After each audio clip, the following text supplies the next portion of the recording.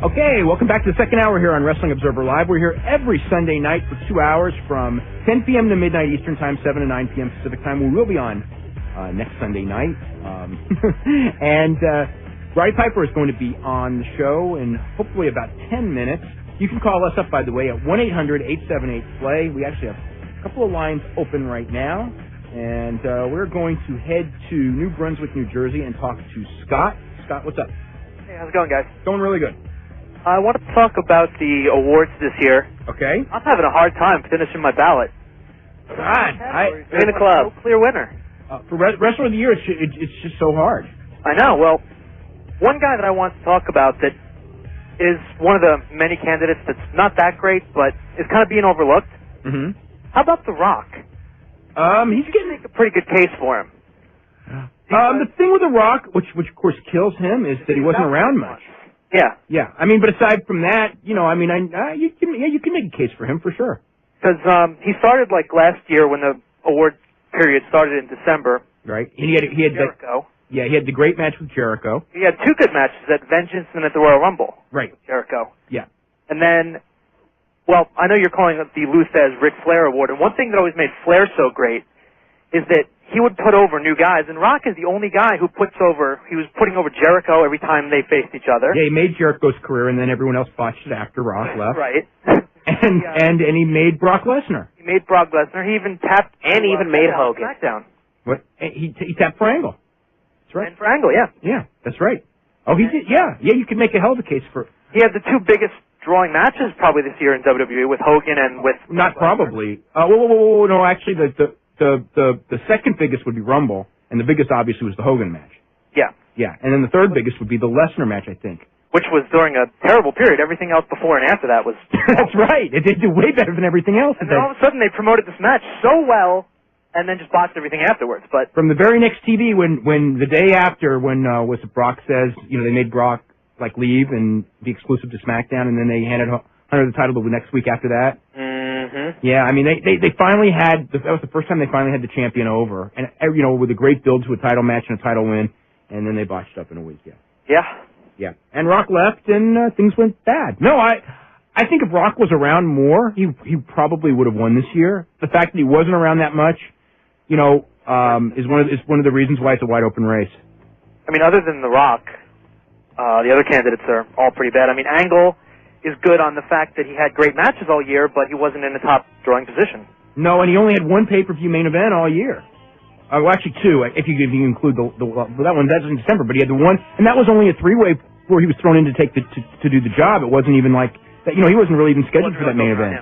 Yeah, I mean until the very end. So yeah, Angle's a great candidate except for that one fact. I mean, I'm kind of thinking very strongly of Angle, but the thing is that you're talking about like the guy who's on top carrying the company, and he certainly was not that. And there aren't even any good candidates in Japan either, except Bob Sapp. I don't quite think Bob Sapp deserves Wrestler of the Year. Not this year, at least.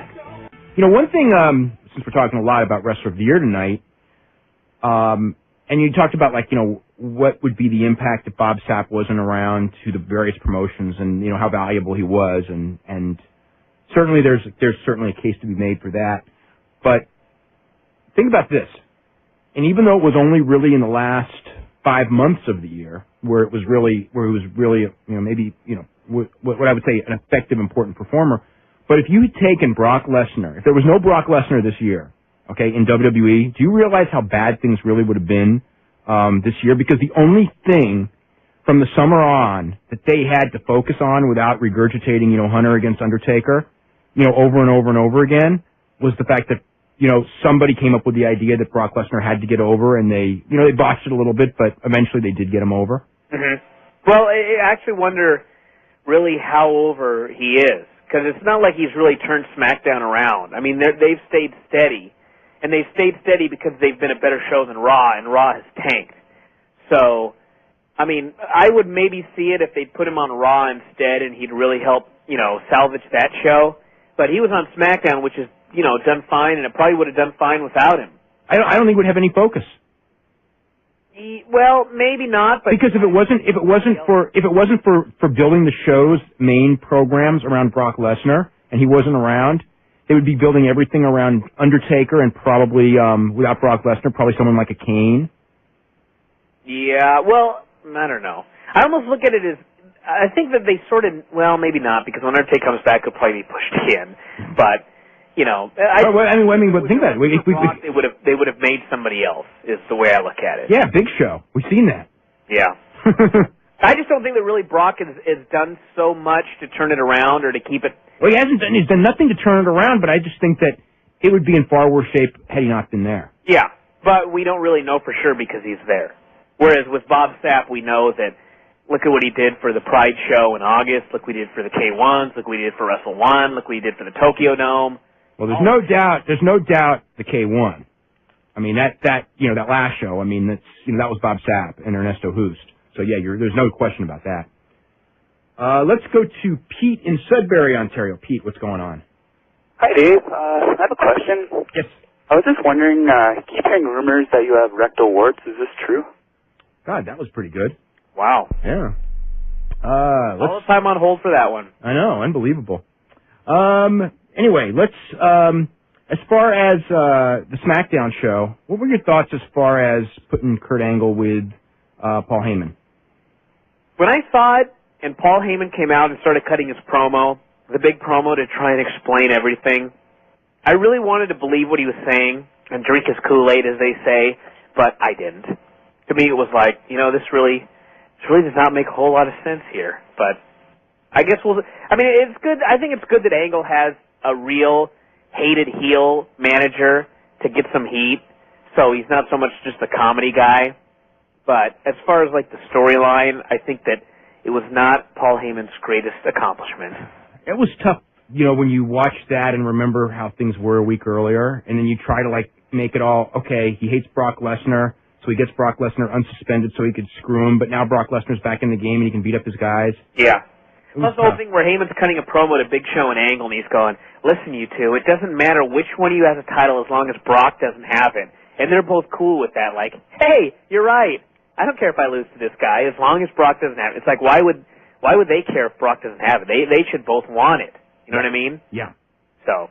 Well, I mean, one of the things that they did was, the idea was to establish, Angle against Big Show, they can wrestle each other, and it doesn't matter who wins, Paul's got both sides covered. Yeah.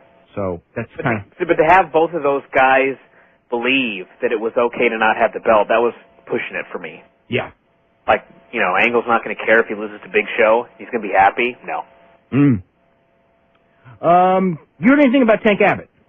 No, nothing. Okay, well, he's going to be on the next UFC, and they're looking at, I guess the idea, he was supposed to fight was Conan Silveira, and then Conan Silveira went... that he was not fighting for 4 years and then retired? No, Conan Silveira got knocked out in a show in Fort Lauderdale over the weekend. Uh-oh. So now they feel that, he shouldn't be in there. They need to get a name because, what is it, Tim Sylvia against Rico? Yeah, that's true. That will sell exactly 0 tickets. Yeah, I know. And that's not good. Well, I mean, the whole thing, I think they're going to build it around Matt Lindland and Phil Baroni. Yeah. Which may work, but that's, okay, it's going to work for the hardcores on the underground that read what they say about each other. But what about my friends? Yeah. I really, it's weird, but I look at my friends to see what they care about.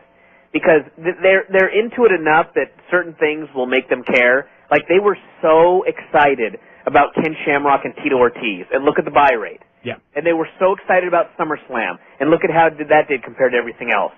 But when they don't care about something, I know that it's sometimes and often not going to do very well, and they don't care about Matt Lindland. Yeah, I bet you they didn't care about the last pay-per-view in WWE. No, they didn't care. Yeah, I think most people didn't. So the next one people care about because of that. I thought the Helmsley Scott Steiner thing was tremendous. It was. I thought it was really great, and unfortunately, it's going to lead to a match. Yes, it will. Wow. That was. I don't know. Hunter's become like Shane Douglas.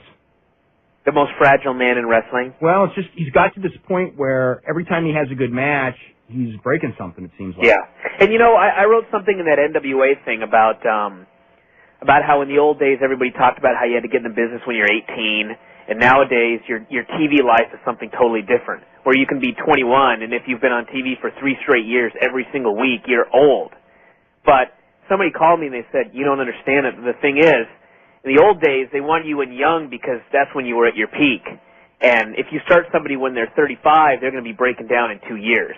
And that's the thing with Hunter right now, where he's not 35 yet, but he is just, he's so big, and everything he does, he's breaking down. One quad tore, he just tore the other quad, not as bad, but, and he's got all these problems, and what can you do? When you start falling apart, you fall apart. I don't think it's so much age as much as the number of years you've been in the business. Because it was like, when Davey Boy Smith started really falling apart, he was like 35 years old, but it was because he'd been in the business for 20 years. And somebody else like Rico, just as an example, who's 41 years old but has only been in the business 2 or 3 years. I don't know that he's going to fall apart so quick. Yeah, that's true. But it is harder as you get older. Oh no, there's no question you're going to get hurt more, and especially now with with the guys on the steroids and the harder style, it's not conducive. Steroid. Well, it's true. Then again, I guess they were 20 years ago too. But it's not conducive. It's really not conducive to being in your 40s. What do you hear about Lex Luger? What have I heard about him? Did you hear from anybody that was on that tour? Just that he was enormous and, and an absolute pain. Yeah. Well, I mean, when you think about it, if your body is built to hold 200 pounds and you've got 300 on it, whether it's 300 pounds of fat or muscle, it's still taking a toll on you. I mean, it's like walking around with a 100-pound backpack on you all day, every single day. Hello. Brian is gone. Is Roddy Piper here? No, we got lines like crazy lighting up. Is Roddy there? Merry Christmas, gentlemen. Roddy, how are you? Is this Dave? This is Dave. Well, God, the first Dave, I'm not aware. Do you have kids? Yeah, I do. How many kids do you have? I have one kid. I have a baby who's 10 months old. And how old? Is it he or she? He's he and he's 10 months old. Oh, man. I bet you your whole life changed, didn't it? Yes, it did. And I didn't expect it to, but in fact it did. It's unbelievable. I guess we all want a boy first, but when my first little girl, I was the first, Dave, in all my children, I was the very first one to see them come into to life. And I wanted a boy, and when I got that baby girl, I wouldn't have traded her for nothing. Mm-hmm. And that's about the time of my life when I said, what is it? You need a license to hunt, you at least need a license to fish, but any jerk can have a kid, but it takes a man to be a father. Yeah. And listen, would you, just before we start this, you give that little boy a big hugging kiss from Uncle Rod, would you? Okay, I will. It's Christmas time, man. Okay, so now, I just forgot the Christmas present. That first commercial with growing hair back, if we could get that to Hogan real quick, I would be more than happy to give him that as a Christmas gift. So, David. Yes. David, let's straighten this whole department out. I would like to say something, if I may, very quickly. Sure. That, I heard that. I've heard all the allegations of between me being punch drunk to what else the gambit is and what I think of this and that. And, David, I want you to know right on the air right now that I have no misconceptions or conceptions about you. I am not a judge. I'm not qualified to be a judge. And every time I point a finger at somebody, I'm pointing 3 back at myself. So we've had a difference of opinion on business issues, but you were kind enough to leave my family out of it, in which I requested. And for that, I thank you very much. Your show, I sincerely don't, if it's all right with you, don't screen any calls whatsoever, because, sir, I'm the kind of guy that, Don Morocco taught me this. You leave your life an open book and nobody can ever bribe you. And I would be more than happy to answer any questions of anybody, but I want you to know, Dave, I don't have any kind of vendetta. I'm the kind of guy, you slap me in the face, you are going to get a reaction. As the honky-tonk man has come on, I suppose. But I want you to know, Dave, that I wish you nothing but the best in life and nothing but quality of life. And all the folks, not just you, all the folks. Sometimes, that's all. The rest is your form, sir. Okay. Since you were on the show, you went to NWA TNA, you did the thing, and with Vince Russo, and I mean, here we are now, a couple of weeks afterwards. What are your thoughts about that night? Very good question. I want to be quick so I can get it to everything. Okay, there's a thing called the XWF coming up. So this XWF league goes and they say, okay, you got a year's contract, and they uproot a lot of people. Okay, all these people come to Tampa. Some people sell their house, some people bring their families, depending on the person. I was in the room as the 4 months had gone by. There was this one gentleman, about 38 years old. He was going, geez, you know, these guys are driving me crazy. He was booking the venues. It's Mike Lima. Yes, ma'am. Yes, sir. Excuse me. Yes, Mike Lima. And he even actually said, he said, gee, I'm going to have a heart attack. These guys, and they wouldn't give him no national press, but they were pushing him on the venue. So I sat there and watched as these people came in and put a one sheet in front of, this is a guesstimation, 10, 12 people, and said this: if you all sign it, we will give you 2 weeks' pay and we're dissolving the company. If you all do not sign it, we will give you nothing. The last man to hold out was Mike Lima. He's dead. He died of a heart attack at 38 and left 4 children. My point being this, sir, if I went into the ring, whether people, you know, this word work, unfortunately it's in the wrong text, but I don't want to get into that. Owen, let's put, you know, for me, the best defense is absolutely none, because I've done nothing wrong. But I ask all the fans right now this: if I had got into the ring and said to Russo, you killed Mike Lima, didn't you? You know what? Nobody would have said a word. However, what is the difference between the flesh and blood of Owen Hart, who I've gone up to Calgary and held Brett's kids and since he had a stroke, and Owen's kids, and came back down, but literally, what is the difference between Mike Lima and Owen Hart? If I had said Mike Lima, hey, you, with the same gusto, people wouldn't have moved an inch, would they, Dave?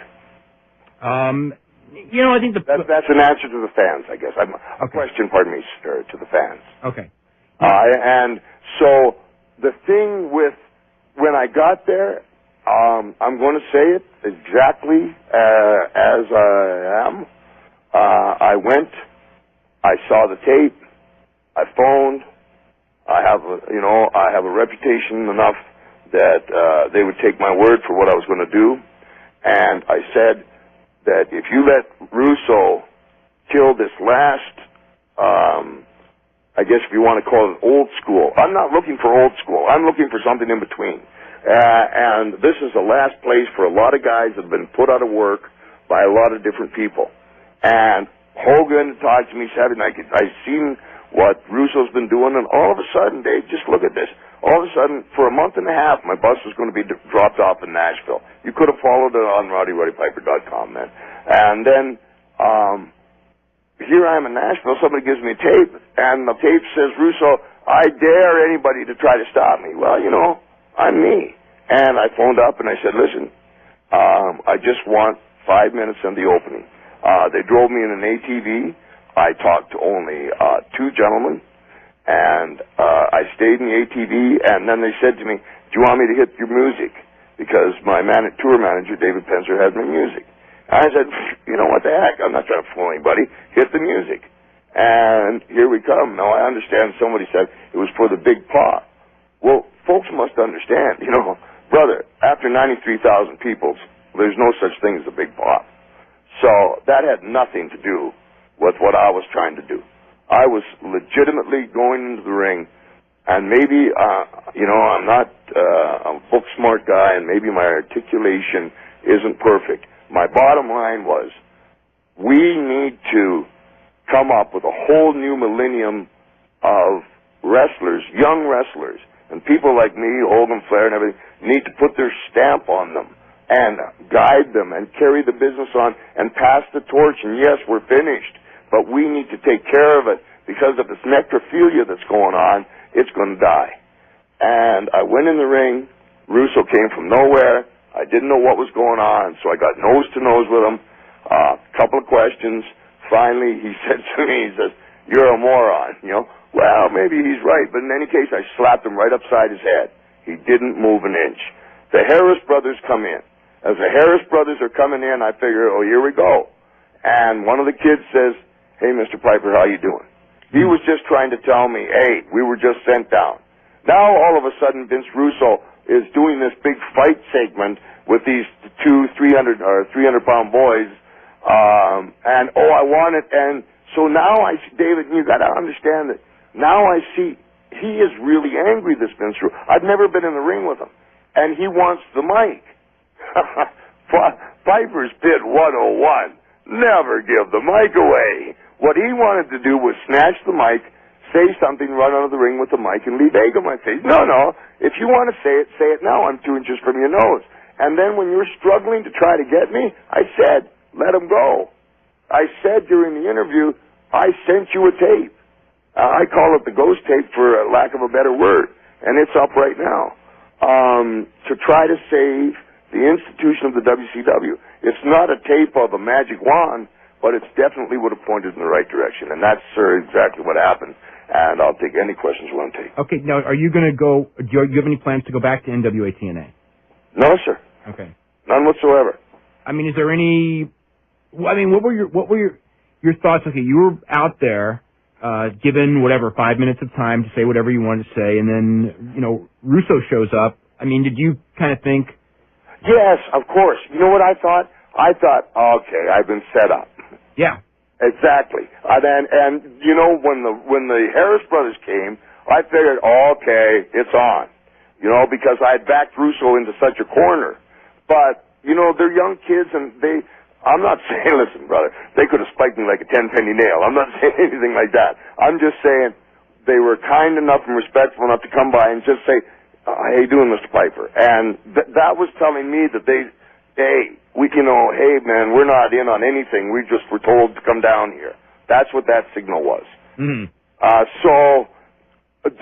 Was there any setup on the part of the organization? I don't believe from the two people I told.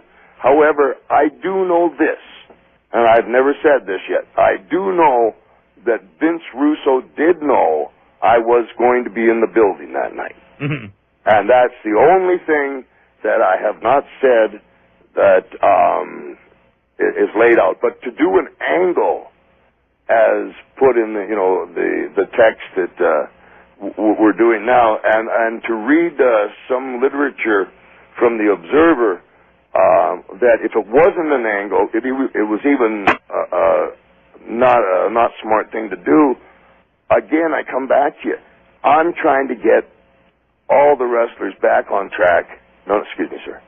All the promotions back, at least one other promotion out there, because if we have a guy with a monopoly, all these guys are busting their bodies for nothing, and I'm tired of all my buddies dying. Okay. And I come from that place, whether people want to believe it or not, sir. Here's a situation. Yes, sir. There's, aside from WWE, there's basically one company with some national coverage, which is the TNA group that you appeared for with the national pay-per-view. Yes. And you want to straighten out wrestling, but one of the guys involved with this company is Russo, who, had something to do, as others did as well, with the demise of WCW, and whose ideas of wrestling are probably about, I would guess, very different than yours. White and black. Like 180-degree different, probably. Yes, sir. For sure. So what? I mean, the thing is by going there, in a sense, by being there, you kind of gave him the rub, as a lot of guys are doing, because their whole idea of this angle that they are trying to do is to get a lot of the older wrestlers there to say, Vince Russo, you're ruining wrestling, to make him a heel to wrestling fans, whether that's a smart idea or not. That's very astute. Time will tell, but that's what they want, whether it be Dusty Rhodes or Terry Funk. I tell you what happened to me is, David, I got caught up in the moment.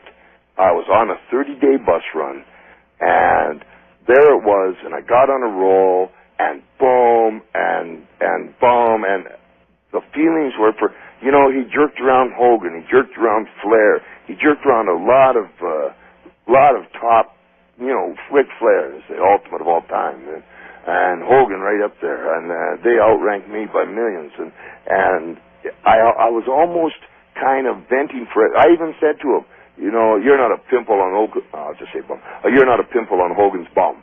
You know, it just came out. And if you look at the interview, and I guess I was kind of doing a little venting, to be quite honest with you, man.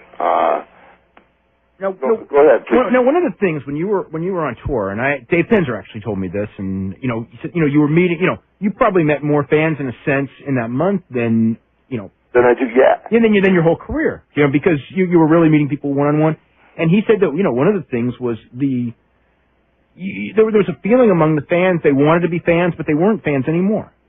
The feeling was. And again, if I may, you know, being on the 30-day run, you know, I did 102 press, TV, radio, and media, and I did 30 towns in 25 days, and here I am, I'm in Nashville. You know, I've been on the road, and I just, boom, you know, this jerk is, and I went for it. You know, people, it's just very frustrating for me to have people think that I would just go and do something for ratings or for me. It makes me feel like the folks out there, I tell you exactly, man, I can't be more honest than this. I feel that everybody's looking at me like just, oh, he's a washed-up old wrestler, and there's young guys to come, and I would say that would be right across the board. But all of a sudden, the guy comes out with a book, and it's in its 7th printing of 10,000, and he's got a movie in you know, because I'm not in the ring, I'm not dead. On the other hand, it's got enough attention for me that I have been asked to come back, and I don't know, I'm toying with it. I'm not teasing nobody or anything. I'm just toying with the fact that maybe you folks have forgot. I'm not. Hey, no brag, just fact, but I will get your attention in the ring. Okay, now, in your book, one of the questions that a lot of people have is, you actually, you know, I mean, the book covers the early part of your career very well. I mean, I think that people who are interested in the California years and the Oregon years probably got even more than they expected, and the Crockett years in the early, you know, and the McMahon run. But there was almost nothing from the WCW period. No. I had a very, very hard time with Penguin Putnam. They edited stories sometimes just because they didn't like it, and it made the book kind of jump. This made things very, very difficult because the thought tracks, I need those extra thought tracks in, and I don't know what they were doing, but in the editing process, it lost a little translation, and that's where I'm having all these problems, man. Mm-hmm. You know. You know what? One of the things that when we opened up for questions, that we got a lot of questions. You know, of all the periods of your career, and I'm not sure why this is, we've got more questions about the Oregon years than the WWE years. Of course, that's national and everyone saw it. Sure. But the Carolina years, where you really became a national star. You know, yes, sir. But I don't know if it's because of the time or whatever it was. But you know, a lot of people were like, you know, who are your favorite guys? You know, like who are your favorite guys to work with in Oregon? It was always, sure. You know, the Portland, you know, Portland wrestling. You know, I mean, and you ended up in Portland and living there. You know, which very few of the national stars ended up living in Portland. And they have brains. Go ahead. I'm sorry. No, but when you look back on your career in the ring, would the Portland years your most fun years, or would you say the WrestleMania years were the most fun years? That's a really good question, and I think I'm going to clean a whole bunch of stuff up and bring you right up to date. I've heard controversy with a fellow named Tony Condello. Yes. And controversy of who started me, when, how, and why. I understand Tony Condello. I saw it. He said that he was my first match in 1973. I was 16 years old, and he had his first match with me. And he's got the card to prove it, and it says Rod Piper. Well, that's very interesting. So I'm 16 years old, and he said that the reason that I don't give him credit, although I put his name in my book, is that I challenged him once in the ring, and he beat me up. Then I challenged him 2 times on the street, and he beat me up. Now, let's see. Let's just, you know, all of us is real human. It's Christmas and really honest. let's just think about this. You got about, at that time he was about 33, 34. She got a 34-year-old man beating up a 16-year-old kid that has enough guts to come back 2 more times. Hey, I think that's pretty damn good. Mm-hmm. You know, I've been knocked down in front of millions. So Tony Condello himself admits that I was 16 years old. Unfortunately, he says 1973, and the math doesn't work. Now, in 1973, folks, I don't know how many hundreds of thousands of people saw me from Los Angeles.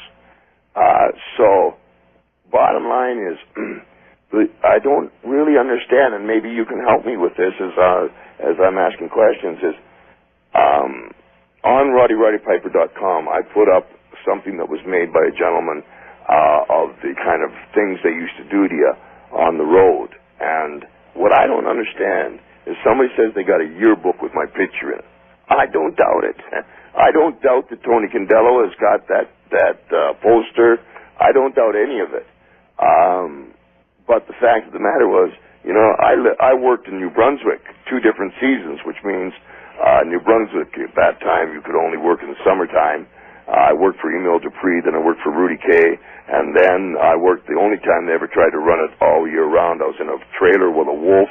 And the snow got so deep we couldn't run it, and I got out of there. I was in Quebec, celebrity wrestling, with maybe Steve Ricard and Paul Vachon. This is when they were going against the other wrestling. And then I was back to Winnipeg. Then I was in Kansas City, talking back Kansas City.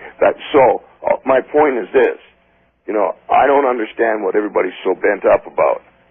It's simple as this.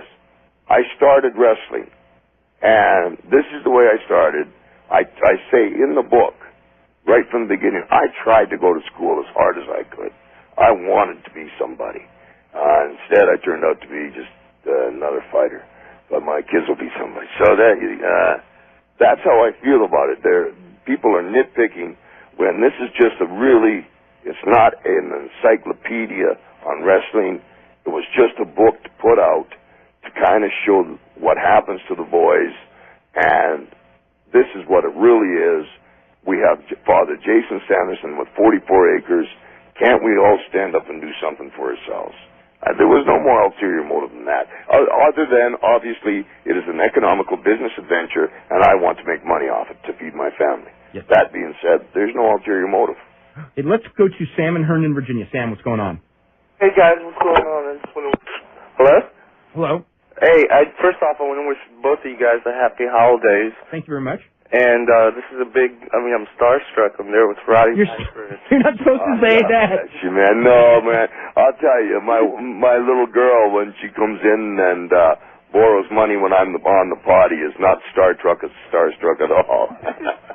You just come on and say what you need to say, bud.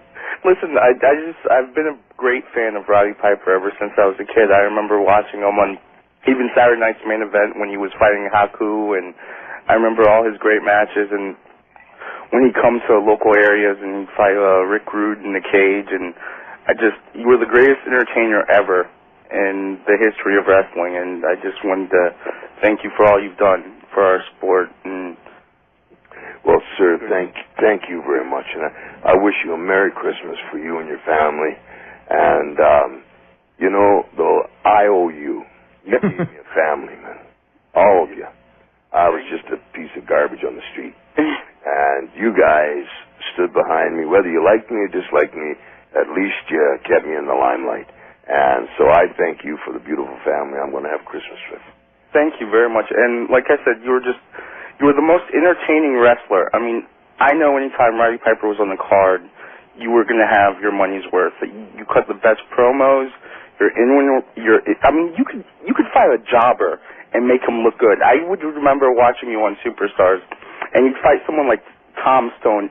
This day and age, you could make a jobber match entertaining, and I think you're right about a lot of the points that you make now that's going on in wrestling as far as the business has gotten dirty. I mean, you got Rikishi shoving his rear end. And the thing is, with Mr. Meltzer, with all these other gentlemen that have the internet journalism going on, it's going to kill their business. It's going to kill my business and your entertainment. Right. And my problem is, my problem don't too. know why we can't all get together. Exactly, and I'm glad that you're behind other wrestling promotions and other startups, and wrestling cannot be a monopoly and survive. It just can't. Not in the long run. You're right, because they got to develop talent somewhere. Exactly. Yeah. And programs like Tough Enough are great because they're building up viewer interest. Yeah, they're interesting, but it's the guys that have been around. That a guy told me one time, plant your feet on the ground and fight, and you'll start making money. Now that doesn't apply to everyone, but the wrestlers of today are terrific athletes. The only problem is only one mouth is moving 27. Exactly. Not allowed to exploit their own talents in their own ways, and that's what makes it interesting for all of us. Well, like I said, I just want to thank you for all the years well, God bless you. The tape that Roddy Piper sent to WCW about a year or so before they actually went under. He's actually going to... Now, what is this? You're playing it on your internet, or... Hey, listen, man, get this. I just got to say, you're not even going to believe this, because I don't. Do you know how many hits we've got today? Just go ahead, boys, take a guess. I can't. I actually was told, so I can't make a guess, because the number's so ridiculous that it's ridiculous. Listen to this. 8,300,000 hits today. Okay. But now, Dave, tell me something. That tells me that people are crying for... I'm crying sometimes when I watch Monday. Pardon? Sometimes I'm crying on Monday. I know, because there's nothing there. I've been there so many times. Yeah. But if they're crying for an alternative, and if we could give them one, it would keep us all, send all our babies to college. And there used to be a thing where the WCW and WWF and the actual wrestlers would be going, that league, and they're like, wait a second, you idiots. That's promoter against promoter. We're all independent contractors because we're forced to be. So I just would think it would be a really cool thing if we could get another league up, not old school, not sports entertainment, someplace in the middle with a whole bunch of young guys and keep it American institution. And I think, Dave, that you're probably thinking the same thing. Yeah. Brian, any questions that you've been getting? Yeah, actually the most asked email question we've gotten today... My shoes. Oh, no, go ahead. No. Regarding Bad News Allen and his comments on this show about the blackface, and he was very unhappy about that. So okay. A lot of people want to know your How thoughts much on that. time do I have so I know how fast I got it? 90 seconds. 90 seconds. Here we go. Okay, so all of a sudden I'm pulled into a room. There's Bad News Brown, Vince McMahon, Pat Patterson. They're sitting down. I could cut the air with a knife. I sat down. Vince wants me to wrestle Bad News Brown. I'm looking at him. He's a judo champion, Olympic in the Olympics. A lot of respect for him for going to the Olympics, any man. So finally I look and I say, sure, and I'm looking. I'm trying to think. At that time, Mandela was having troubles, and Cyndi Lauper was singing True Colors. So I just, nobody's saying nothing. So I says, I'm going to paint myself half black. McMahon looked at me and says, literally, I love you. Bad News Brown never said a word. Bottom line, we got to Toronto, half black, made a special chemical. Put it on me. I went out. I did a Michael Jackson. Nobody knew what I was doing. Out of my mind. Got in there and got a kind of a lackluster match. Came back, showered. When I came back, they had dumped the solution out Andre and Arlen's skull, and as she was trying to take it off, started scraping my skin. Bottom line is, I went from Toronto through Chicago to Portland with a full-size Mickey Mouse under my right arm, a Halliburton in my left arm, and my face and body painted half black because it took me 3 weeks in the sauna.